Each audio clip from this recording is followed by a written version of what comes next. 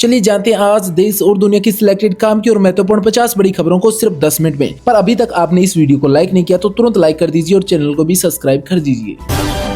India गठबंधन में आई दरारें, डीएम की पार्टी ने आगामी 8 जून को होने वाली इंडिया ब्लॉक की महाबैठक में शामिल न होने का आधिकारिक ऐलान किया। बीजेपी ने राज्यसभा चुनाव के लिए अपने उम्मीदवारों की सूची जारी की, 2 मंत्रियों को नहीं मिला टिकट। वित्त मंत्री निर्मला सीतारमण ने आज कर्नाटक के यादगिरी में नाबार्ड के नए किसान प्रशिक्षण केंद्र का उद्घाटन किया। दिल्ली, एनसीआर, मुंबई, पुणे और नागपुर में प्रदूषण और पेट्रोल खर्च को घटाने के लिए नए एथेनॉल फ्यूल स्टेशन खोलने का काम आज तेज कर दिया गया। दिल्ली एनसीआर में दिन में हो गई रात, तेज आंधी और झमाझम बारिश ने बदला मौसम का मिजाज। परिसीमन पर मोदी सरकार राजनीतिक सहमति बनाने में जुटी, 2029 के चुनाव से पहले विधेयक लाने की हो रही हैं तैयारियां।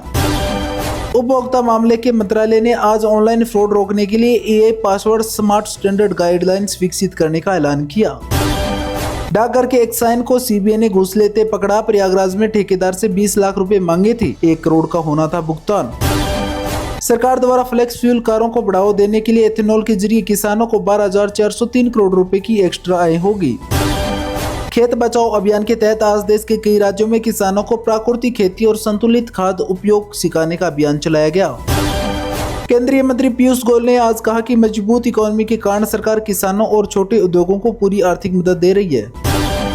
भारी बारिश का अलर्ट जारी, मानसून आने से दक्षिण भारत में बारिश शुरू हो गई है। जल्दी गोवा, महाराष्ट्र और तमिलनाडु में पहुंचेगा मानसून। देश में महंगाई का सही पता लगाने के लिए 15 जून से नया प्रोड्यूसर प्राइस इंडेक्स लागू किया जाएगा। विनेश फोगाट केस मामले में सुप्रीम कोर्ट ने रेसलिंग फेडरेशन ऑफ इंडिया के खिलाफ दिल्ली हाई कोर्ट की टिप्पणियों को टालने से आज साफ इनकार कर दिया। संसद में कांग्रेस से अलग बैठने की डीएमके की मांग को लोकसभा स्पीकर ओम बिरला ने दी मंजूरी। महाराष्ट्र में महायुति गठबंधन को मिली बड़ी कामयाबी, जहां उनके 6 उम्मीदवार विधान परिषद सीट पर निर्विरोध चुनाव जीत गए। भारतीय मूल की अंतरिक्ष यात्री सुनीता विलियम्सन अंतर्राष्ट्रीय स्टेशन से सुरक्षित पृथ्वी पर लौटने की कर रही है तैयारियां। इंटरनेशनल बॉक्सिंग रेसिंग में जैस्मिन लंबोरिया आज दुनिया की नंबर 1 मुक्केबाज महिला बन गई है। मानसून केरलम में पहुंचा, इस बार 3 दिन लेट है, वहीं 7 दिनों तक भारी बारिश का अनुमान जारी। मध्य प्रदेश, राजस्थान समेत 24 राज्यों में आंधी और बारिश का अलर्ट जारी। ईरान जंग रोकने का प्रस्ताव अमेरिकी हाउस में हुआ पास, संसद की मंजूरी के बिना सैन्य कार्रवाई पर रोक की मांग की जा रही है। वहीं ट्रंप ने कहा था जंग मेरा फैसला है। टीसीएस के बाद विप्रो में भी धर्मांतरण का आरोप, पीड़िता बोली कर्मचारी ने इस्लाम अपनाने और मुस्लिम से संबंध बनाने को कहा। ललित मोदी बोले मैं भगोड़ा नहीं हूँ, दुनिया घूम रहा हूँ, सरकार के हाथ बहुत लंबे हैं, उससे पंगा नहीं ले सकता, मेरे खिलाफ कोई केस नहीं है। बिहार के मुजफ्फरपुर में हॉस्पिटल में आग लगने से 5 लोगों की हुई मौत, तो कुछ मरीजों के गायब होने पर लोगों ने हंगामा मचाया, जबकि पुलिस बोली दूसरे अस्पताल में है। स्टेट ऑफ हॉर्मुज संकट के बीच वेनेजुएलाई राष्ट्रपति भारत आई, पीएम मोदी से मिली, तेल सप्लाई पर बड़ा समझौता है संभव। दिल्ली के होटल में आग से 21 लोगों की मौत हो चुकी है, मालिक हिरासत में ले लिया गया है। मरने वालों में 11 विदेशी, 8 हरियाणा और राजस्थान की हैं। संविधान विशेषज्ञ और पद्म विभूषण डॉक्टर सुभाष कश्यप का हुआ निधन, 100 से अधिक पुस्तकें लिखी हैं इन्होंने। मां बोली नीट दोबारा करा लोगे क्या, बेटी लौटा पाओगे। वहीं राहुल गांधी बोले आकांक्षा की मौत मोदी की व्यवस्था की देन है। कांग्रेस जनता पार्टी बोली सीबीएसई चेयरमैन का ट्रांसफर सिर्फ दिखावा है, सरकार से बातचीत को है हम तैयार। सोना 545 रुपए बढ़कर 1,56,000 रुपए प्रति 10 ग्राम पर पहुंचा, तो चांदी भी 2432 रुपए गिरकर 2,59,000 रुपए पर आई। मुकेश अंबानी से आगे निकले टिकटॉक के सह संस्थापक है। यमिंग एशिया के दूसरे सबसे अमीर व्यक्ति बने, अंबानी तीसरे नंबर पर सिसका। मौसम विभाग की चेतावनी जारी, अगले 3 घंटों में आंधी और तूफान आएगा, 70 किलोमीटर की रफ्तार से चलेगी हवाएं। वहीं नोएडा, गोरखपुर समेत 5 शहरों में जोरदार बारिश। खानसर के गार्ड्स का फायरिंग करते हुए वीडियो सामने आने पर पुलिस दोनों को ले गई थाने, जिस पर ज्ञान बिंदु ग्रुप बोला खुद गोली चलाकर हमें फंसवाया। पंजाब चंडीगढ़ में चढ़ेगा टेस्ट क्रिकेट का फीवर, 6 जून को मुल्लापुर में भारत अफगानिस्तान का मैच होगा। 13 दिन में टूटी 28 साल पुरानी टीएमसी, दिल्ली से शुरू हुआ बगावत का खेल, 58 विधायक अलग हुए। सुवेंदु की बैठक में ममता के करीबी पहुंचे। सीजी बोले शहरों में व्यक्ति भीड़ में भी अकेला है, गाँव में समुदाय अब भी जीवन का केंद्र है, हमें जीवन को बैलेंस करना सीखना होगा। कुवैत एयरपोर्ट पर ईरानी हमले में भारतीय की मौत, 63 लोग हुए घायल, कई की हालत गंभीर। अमेरिकी ठिकानों पर भी ड्रोन अटैक हुआ।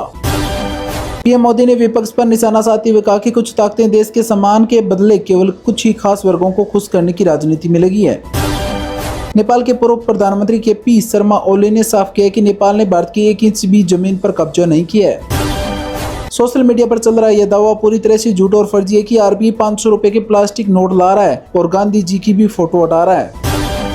आम आदमी पार्टी के नेता संजय सिंह ने आरोप लगाए हैं कि परीक्षाओं के पेपर लीक करवाने के पीछे हजारों करोड़ों रुपए का बहुत बड़ा घोटाला चल रहा है। भारतीय सेना की ताकत बढ़ाने के लिए करीब 20,000 करोड़ के स्वदेशी ड्रोन खरीदने की ऐतिहासिक सौदा हुआ। राजस्थान की भजनलाल सरकार ने सरकारी कर्मचारियों और पेंशनर्स का महंगाई भत्ता बढ़ा दिया है, जिससे उसकी सैलरी और पेंशन बढ़कर आएगी।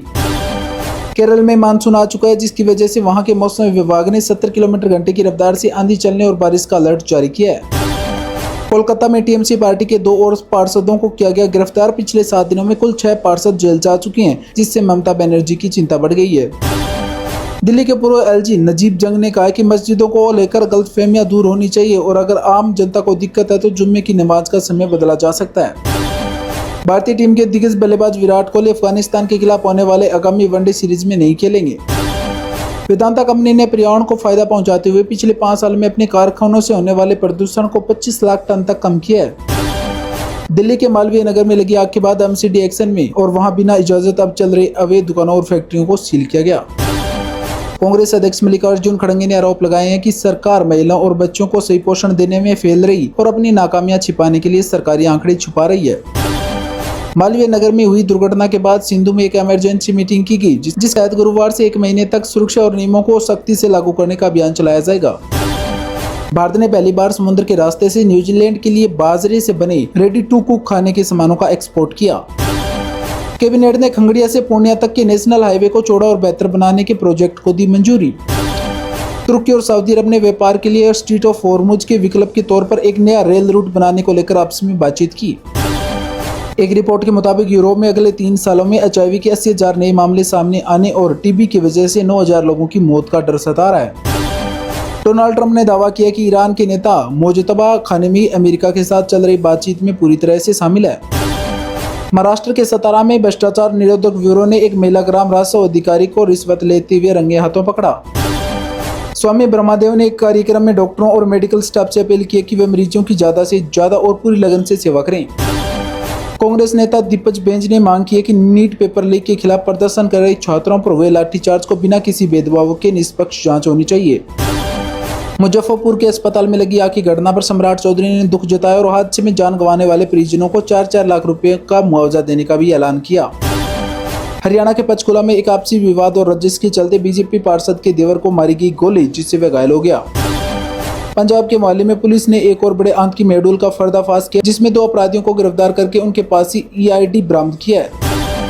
बिहार के गोल्डन मैन के नाम से मशहूर व्यक्ति जो हमेशा 6 किलो सोना पहने रहता है, उसने कहा कि अगर पीएम मोदी कहेंगे तो मैं अपना 11 करोड़ का पूरा सोना देश को दान दे दूंगा। पटना समेत बिहार के 13 शहरों में गर्मी बहुत ज्यादा बढ़ गई और मौसम विभाग ने राज्य के 11 जिलों में बेहद ही खतरनाक लू चलने का अलर्ट जारी किया। राजस्थान में मौसम का मिजाज बिगड़ गया है। जयपुर और कोटा समेत कई जिलों में बिजली कड़कने और 80 किलोमीटर की रफ्तार से आंधी तूफान आने का ऑरेंज अलर्ट जारी किया।